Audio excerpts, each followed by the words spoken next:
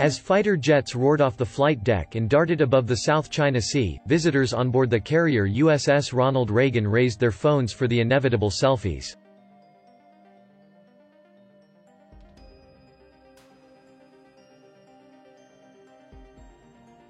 Among those clicking souvenir images was a lieutenant general from the Chinese People's Liberation Army, who was part of a VIP guest list as the carrier moved through contested waters.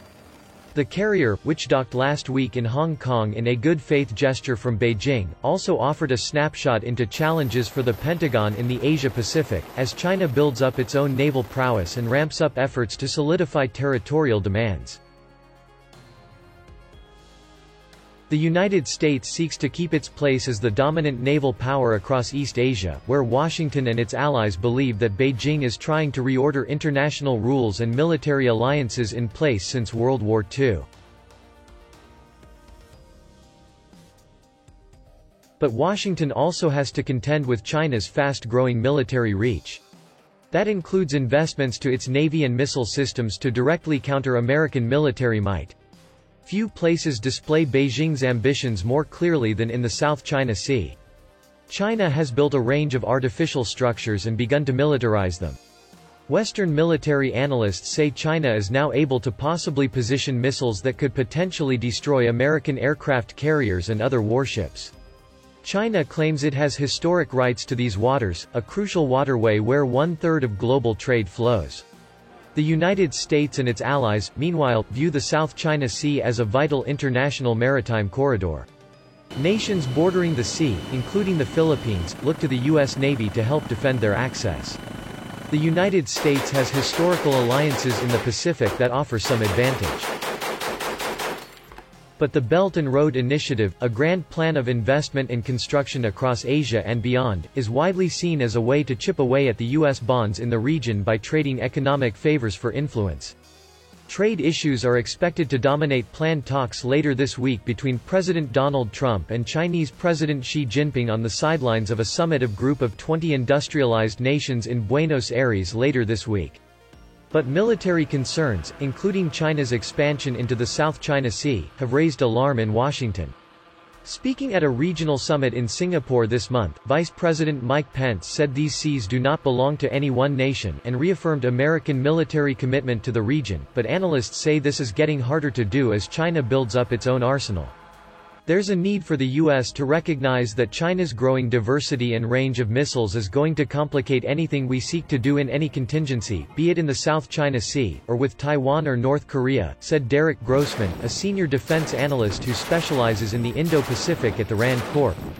A recent RAND study found the Chinese Navy over the past 2 decades caught up to the United States by modernizing extraordinarily quickly by any reasonable historical standard. In basically every category, China has narrowed the gap with the U.S. significantly, Grossman added. A bipartisan committee created by Congress also concluded in a report that the United States has lost its military edge and could lose in a potential war with Russia or China.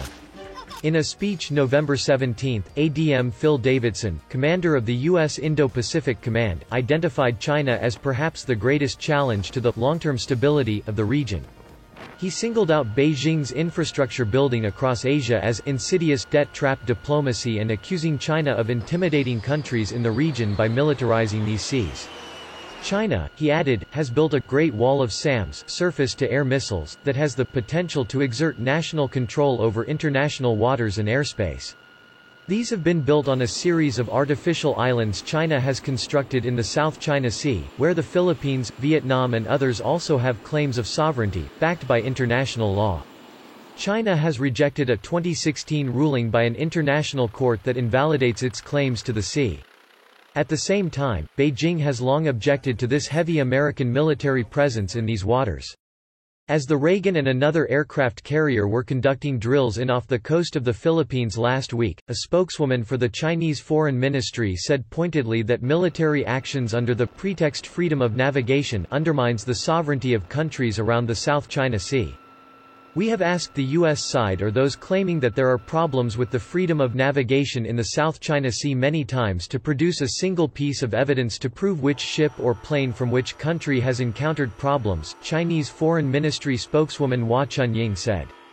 However, up to now, no one can give us a clear-cut answer. Aside from land missiles, China is developing its own aircraft carriers, a move directly aimed at competing with the United States, which has 11. But it has a long way to go.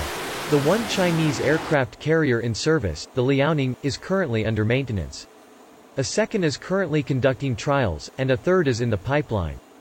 We have been operating aircraft carriers for an awful long time, we're pretty good at it, Rear ADM Carl O. Thomas, commander of the Reagan Strike Group, said in an interview.